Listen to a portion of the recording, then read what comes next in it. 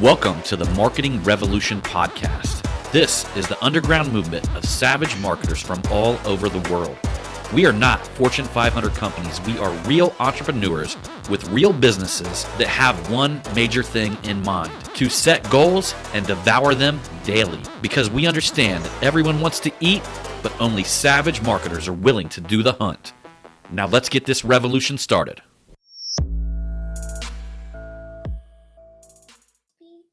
Hey, what's up, everybody? John Hiley here with the Marketing Revolution podcast and the Marketing Savage Facebook group, bringing you guys tonight another Sunday evening, and we're talking about it was tonight, Halloween night.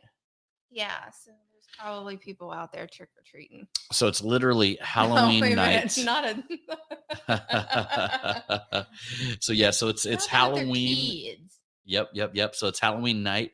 And as promised, my friends, so I want you guys to hang out here because we're going to be doing the giveaway, which is the big ass bottle of tequila. I can't say it because it's some Mexican name. Tequila Blanco.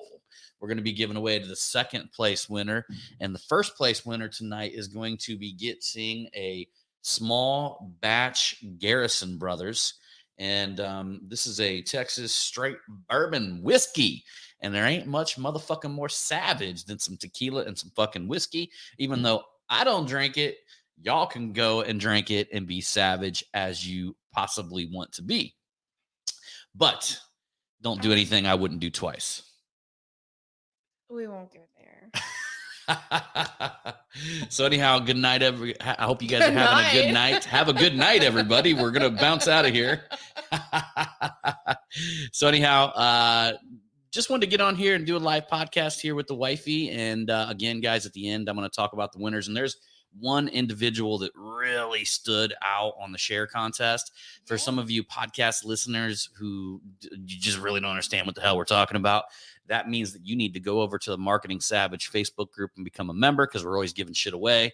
And this month is no different. We actually had a share contest where you could share and invite your friends to be a part of the group. And the more people that you invite, we had a first and second place deal going on here, where the first place was the big ass bottle of tequila, and the second place is the small batch bourbon whiskey. But we're going to be giving that away here at the end of the show, so make sure you guys hang tight for that. We'll be announcing the winners. We had some serious contenders on this giveaway. I want to say we probably had somewhere the upward of a couple thousand invites. Mm-hmm. Yep. But to deal with that, for anybody who's wondering, I know a lot of you guys have Facebook groups, or you're considering having a Facebook group. I haven't really dialed in the numbers. I want to think that our conversion rate on that was somewhere in the 17 to 22% range. So meaning if you got 100 invites, you would get 17 to 22 members off of them invites. Is that good?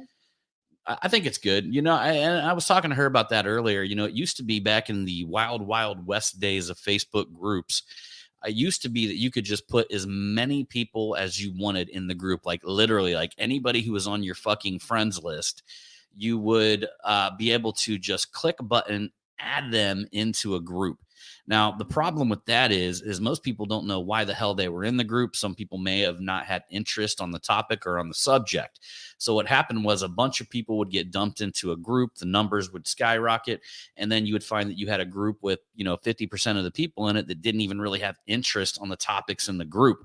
So it's super powerful, actually, that Facebook gives them the chance to opt in, because the individuals that actually do get in your group read the description, opted in, and now you've got a group of individuals who actually want to see the shit, which is super important because that spikes the Facebook algorithm and all these kind of things. So I'm all for the way it is now, because the truth of the matter is what you guys are going to find in marketing is that you want a target audience, okay? You want to make sure that you have an audience of people that actually want to be there, that want to see the things that you have to offer. And the more targeted you can actually get, the better off that you're going to be. Okay. So what do you have to say about that? That fly was trying to land on your head. The stuff that you said wasn't really, very interesting to me. Okay. So why don't you tell us what's interesting to you? Well, y'all, in 3 days, Wednesday, November the 3rd, John and I will be celebrating 21 years together. 21 years I've been putting up with this pain in the ass. Yeah. Unbelievable. I don't think so. But what are we going to be doing for our it's going to be kind of like other than what I bought you the other day, which was overdue. I go buy her something really nice. She says it was overdue. You guys have seen this. If you guys have followed her, you've seen this girl's boot room. You've seen this girl's collection of shit. There ain't nothing overdue for this one right here. Okay. Oh, it was overdue. But this is also an example. If you give them a bunch of shit, they're going to be spoiled. Period. No, I deserved it all. Everything that I have, I deserved it. She worked her ass off for that shit because she handled me. Exactly. Yeah. Yeah. I would say, yes. I'm actually the cause of all this girl's trauma. Yeah, unfortunately, yeah, the majority of it is, but that's okay though. But I kind of envision myself as like an old time country singer. You know what I mean? I was just like, rootin', tootin', not giving a fuck. And, but I still fell into luck with this one right here because she's still here. See this, guys? she hadn't gone anywhere on me, so we're still good, I mean, in all honesty, probably the last thing that you put me through really was very testy.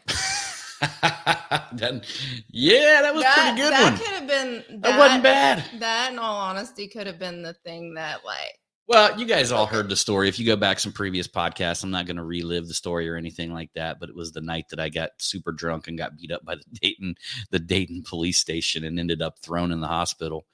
I actually told a little bit of that story on Apex Executive Live. And, in fact, Lisa Marie Pulaski actually hit me up and she was like, I know you have so much more to tell about this, right? And there was a lot to tell. See, the thing but I definitely hit the highlight points. Well, maybe you did hit some of the highlight points, but see, normally if I know John's going to bring this up, I can prepare myself for it. And that day I couldn't. So when John was up there talking about it and shit like that, he says certain things about that, and it can be very emotional. And I'm over there self-soothing my leg, trying to be like, I do not need to start crying in front of everybody. Yeah. That's something. If you ever notice somebody rubbing their leg with their hand, that means they're like they're petting themselves. I was majorly self-soothing. It's gonna be okay. It's gonna be okay. But here's the thing: it made me realize that there's still some yuck that I have inside of me that I gotta go deal with. Yeah, there was actually some powerful, I heard a powerful message today that talked about that yuck that we have to deal with, or that shitty things that we have to deal with in life. Yeah. And, it was up at church. It was some biblical principles that are right in line with that. And one of the crazy things about it is it talks a lot in biblical times about our journey being like soil, right? And they refer to that a lot, I think, obviously, because back then, farming and things like that was probably one of the biggest businesses that there was, whether you were farming or taking care of animals, things like that. It typically required the deeper knowledge of the farmer, right? So they would reap and sow. And one of the things that they've actually got to do inside of soil, number one, they've got to turn it and till it. So everything's got to be ripped up and broke up, right? And a lot of times in our life, we got to rip up and we got to break up the things, the bad patterns, the shit that's going on in our life has to be tilled, right? And that's what was happening to me at that time. Literally, by God's hand, I was being tilled. Like my whole life was being ripped up, turned, flipped over, right?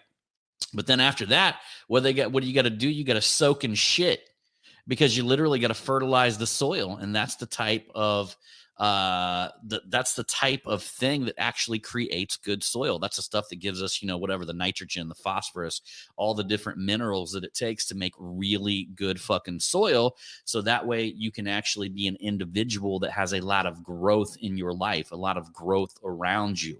And a lot of people don't realize that, because everybody wants to grow, everybody wants to receive, but nobody wants to go through terrible shit that it'll take you to do that, right?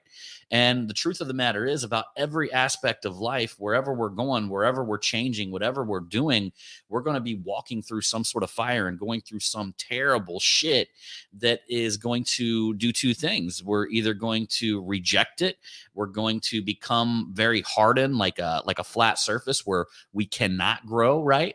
Or we're going to become very thorny, or we're going to become very rocky, meaning we're going to blame other people. We're going to say that, it wasn't our fault. Or number three, we're going to become good soil by taking these challenges in, absorbing them, and understanding that they're here to sharpen us. They're here to make us learn. They're here to make us better, right? So there's always that path. And I believe that every single instant inside of our life, regardless of what we're facing, we're going to have an opportunity to either be hardened at heart, where, again, we're like the soil that's not tilled. A seed can't grow through it. We can't become bigger. We can't become better. We can't grow as human beings simply because our soil is not fresh. Our soil is not fertilized. Our soil is not rich in nutrients, right? Or we can take this shit, these problems, these things that life hit us with, and we can actually turn that into the fertilization that will make our soil, our body, our life, our spirit rich. Okay.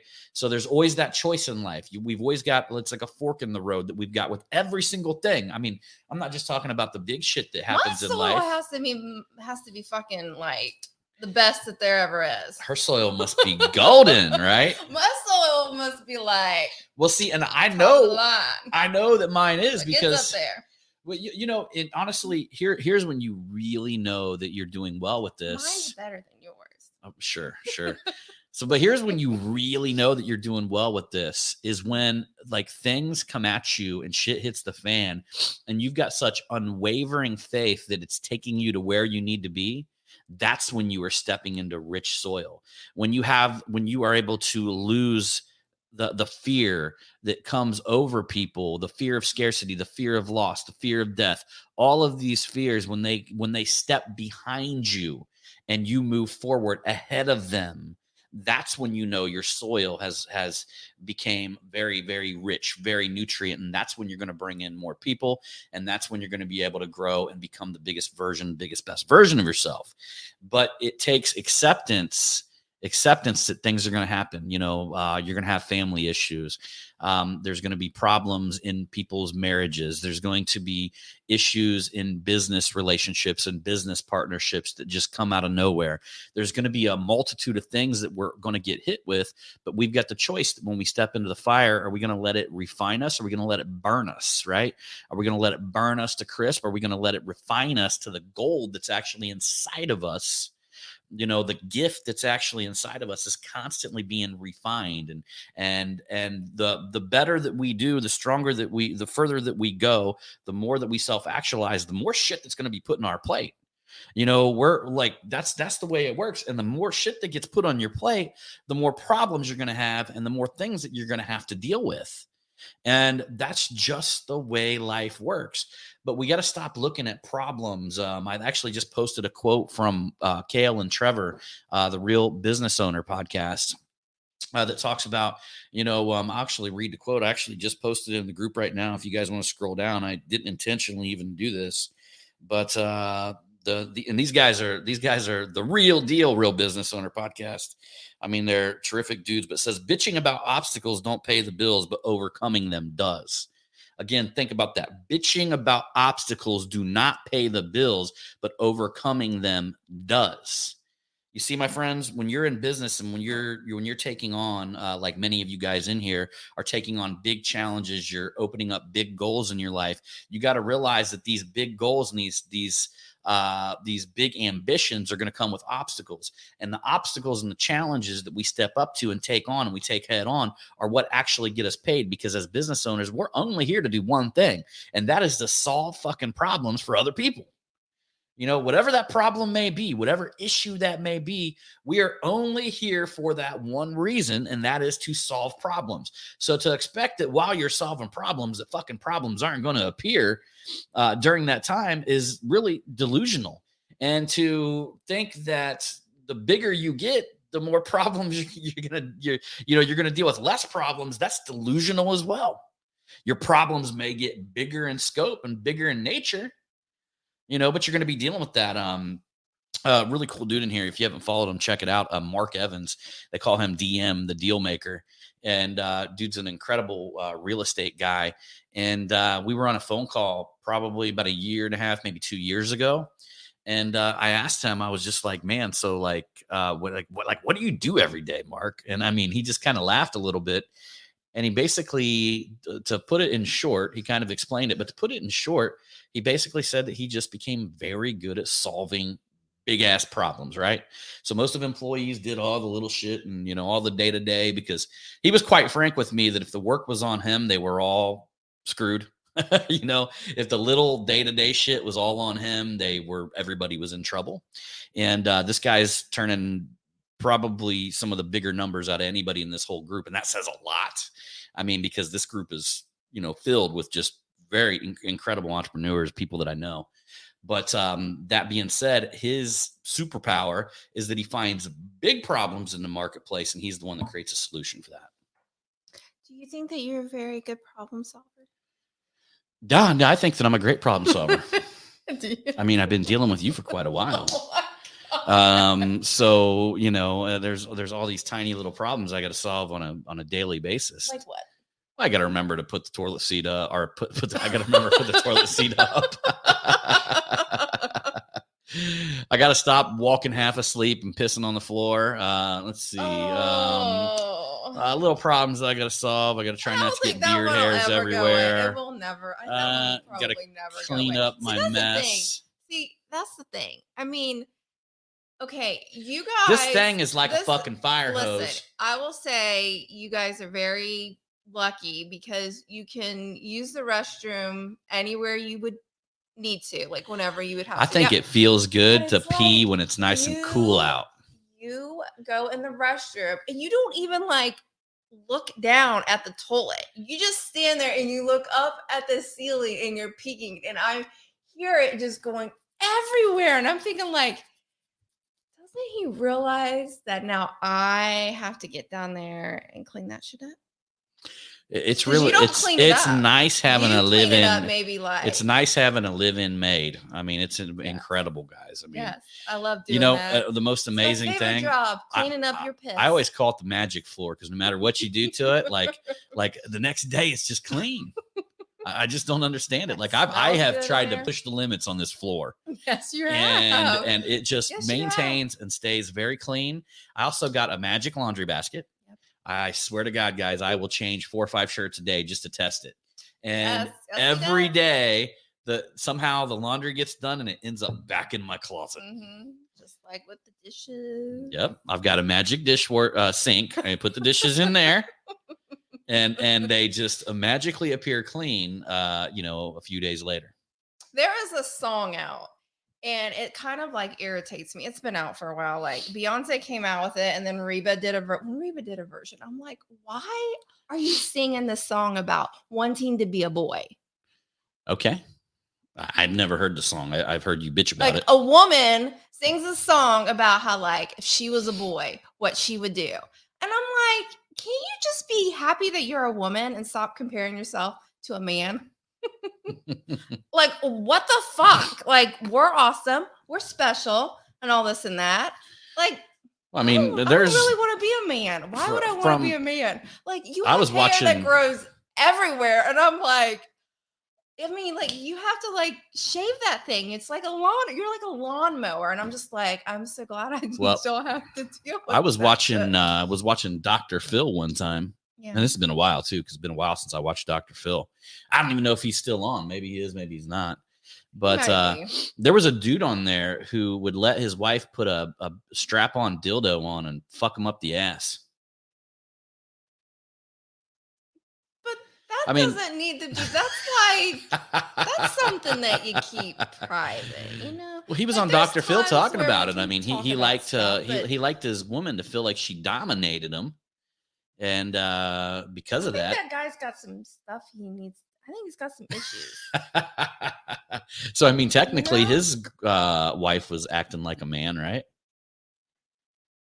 I don't know. I just don't care for the song. I have no idea. Like, why do we have to be like the women are like, you know, you got these women out there and they're like, yes, I want to be as equal as a man. We're supposed to be equal.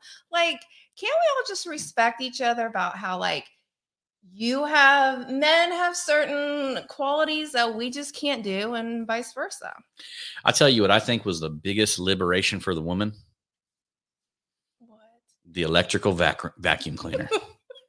I mean, could you imagine have you ever tried to use one of them vacuum?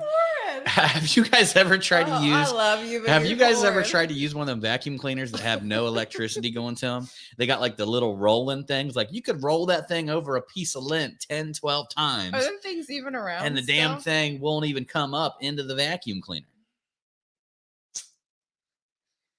She can't even say anything because she likes her vacuum cleaners. No, I like my. She always makes me buy all these expensive vacuum cleaners and shit like that. Dyson's not worth the money.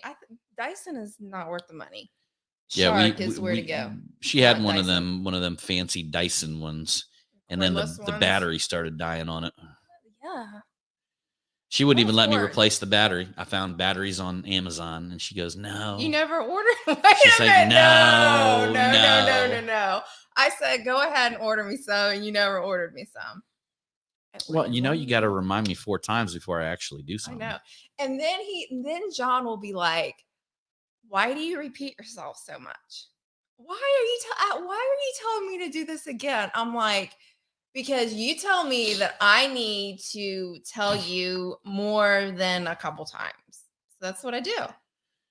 And then you turn around and say, you know, and I'm just like, you're making me sound like a broken record. You know what though? She always gets me at the craziest times. I'll be in here like writing like the best piece of copywriting I've ever written in my life. And I'll be sitting here, I'll be typing things out, I'll be refining this piece of copy. Like my mind will be just like so deep in it, and I'll be thinking about it. And I'll be crafting this perfect marketing message for one of my clients. And if many of you guys know that I won't fucking write copy for anybody, you try to get me to write copy for something under, you know, $5,000 or $10,000, it's not going down. I'm not writing copy for that. I've got other copywriters that'll write that. But if I fucking write the copy on the shit, you're going to be spending a lot of money with me, period. And that being said, when I'm in there writing copy, I am so deep in it. I'm like figuring out, you know, what emotional level I'm going here, where I'm taking them here, pulling them through this sequence. And it's like an art. It really is. When you really get good at writing copywriting, especially persuasive and for sales funnels and stuff like that, it is like an art. And I'm telling you what, man, as soon as I get in there and get so deep in my copywriting, guess who dances in here and starts asking me all kinds of shit and then reminding me of all kinds of shit I got to do. Right. So like I am literally in the zone writing, you know, a $5,000-$10,000 piece of copy. And here she comes dancing her way in here going, "What you doing?" And then I'm like, "Well, I'm writing a piece of copy." She's like, "Can you tell me all about it?" And I'm like, "It's for a sales funnel." And she's like, "I need details. Can you tell me what is it? Like, what is it about?" And I'm like, "Ah." No. So that's how it goes down. John likes to exaggerate. And at this moment, John's exaggerating. No, I'm not. Yes, you no, are. I'm not. Like yes, it's every time that I'm at the deepest level of my work is when she comes in and she goes, "Hey, did you remember to call the city about your taxes?" And then, you know, of course, I'm like, "Fuck the city." And she's like, "Well, you're going to have to call them sometime." And I'll be every single time. It's almost like you know how like whenever you're at a restaurant, as soon as you get a mouthful of food, the waitress comes over and asks you how everything is, and you're like, "Boy, I like to tell you, I got a fall full of mood." You're so horrid. And it's the same thing for her. It's always when I'm in like the deepest level of my work, at the most highest artistic level that I can go. They don't believe you. I'm like Michelangelo painting the Sistine Chapel, and I mean, could you I imagine don't believe you. if Michelangelo was hanging upside down, painting the Sistine Chapel, and his old lady came in? She was like, "Hey, did you remember to go to the Caesar's Palace and make sure that we paid our taxes for the year?" You're rotten. You should be so thankful that you make me laugh. Mm-hmm. I swear. So my friends, I think we're getting to the point where we're about ready to do the giveaway here in just a moment. But I also want to tell you guys, me and the wifey here on Friday are going to be, assuming they don't cancel our flights, because we hear they've been canceling flights, and everybody knows the real reason they're canceling flights, and that's because the flight attendants and the pilots unions and all of them don't want to take the vaccine. They're fucking hiding that from everybody in the news. But they're literally having walkouts, and they're not talking about it. They're hiding it on Google. But they're literally, because these airlines, the employees don't want to take the vaccine. They're leaving. They're walking out. That's the reason why we're having so many flight cancellations. And again, big tech and Google and all these people are trying to hide all of this shit from everybody. I got a deep conspiracy theory here. I got a deep one that's going on right now. And actually, I found this. I don't know if any of you guys have heard about this, but everybody's moving towards the metaverse. And Facebook specifically is putting all of their focus, all of their money on the metaverse. And is that what they're renaming it? So it's called the metaverse. I don't know what they're renaming their company. It's still going to be called Facebook, but they're naming their holding company another name simply because they want to diversify, and they don't want people just to think of them as a social media network. Other companies have done the same thing. They're not changing the name of actual Facebook. That's still going to be one of their holdings. But the overall overarching company is going to have a name change, okay? So, but what they're focusing on after that name change, a lot of their revenue and stuff like that is going towards the metaverse. And if you guys haven't heard what this is yet, the metaverse is when you put on like 3D goggles, you'll be able to go inside of a digital universe, and you'll be able to meet with clients from all over the world. You'll be able to actually go to an office and hang out with your coworkers and talk to them and explore things. You'll be able to travel. You'll be able to travel to different parts of the world and look around. Now, what that's going to cost, nobody knows yet, okay? Because I believe they're probably going to hook everybody, and then they're going to start charging for travel and things like that, which is going to be very weird but interesting. It's also going to be somewhere that you can actually go to concerts and go to events and go to these things, but you're going to be able to do it all from in front of your computer in your office and all this stuff, the metaverse, right? And I'm just telling you guys, I don't think that's good for the show. Sure. But I'm just telling you guys, like, where this metaverse thing is going. It got induced by COVID-19 and people separating from each other and going into their homes, okay? Refuging into their homes pretty much brought a demand for digital age to move into more like 3D. A lot of people are spending much more time on the internet now because they were disconnected from everybody, and that was a place of connection. So this, honestly, like, I feel like I'm putting my, I'm just being honest, I'm putting my tinfoil hat on right now. But I feel like the overarching plan of all of this was to move us towards this thing that they're calling the metaverse. That's number one. The second thing that I feel is happening here, and I've said this before, guys, and I know this is gonna like probably bother some of the people that have gotten that fucking vaccine, but I'm telling you guys right now that these series of vaccines are gonna fucking kill the people's, in the long term. It's gonna kill their natural immune system to fight off coronaviruses, which is essentially a cold. So what that's going to do is that's going to push people further and further into their homes. It's going to make it a world where people do not want to spend as much time with other people, simply because of a chance to get a virus, because the people that had taken the vaccine were probably going to be able to easily die if they get the wrong virus. Okay. So it's going to push people into the sense of the only socialization is going to come from the metaverse. Again, full disclosure, I'm wearing my fucking tinfoil hat here, and this is something that I have thought through over the last couple of days, and it makes perfect sense. So the third thing is, a lot of people don't realize this, but this entire thing is a huge win for something called the global reset. And if you guys think this is conspiracy, it's fucking not. Just go Google the global reset. It's out there. They've got a website. They've got videos to show you what they're thinking, what they're considering there. Their ideas, their plans, all this shit is out there. It's a well-known organization, and it's called the Global Reset. And what they're doing is they're saying that when we stay home, because COVID-19 kept so many people home, kept so many automobiles off the roads, that lowered our carbon footprint, which they believe that we're going into global warming and climate change and all this shit, down to the point that we can reverse all of this. So not only is this being ran by a radical fucking group of individuals who want to stop our carbon footprint and want less activity outside of our home, I believe that this agenda is also being pushed by people that want to create an ongoing virus to keep us inside of our houses and move us towards what they're talking about today, the metaverse, which is essentially a universe inside of your computer. I mean, it's like we're fucking walking into and experiencing today what the Matrix was literally, what the movie The Matrix was about years ago, where we're all in this bubble, right? And we got this thing on our head and we're inside of this universe. And the fourth thing is that the metaverse needs a certain level of energy to produce it, right? And to power it.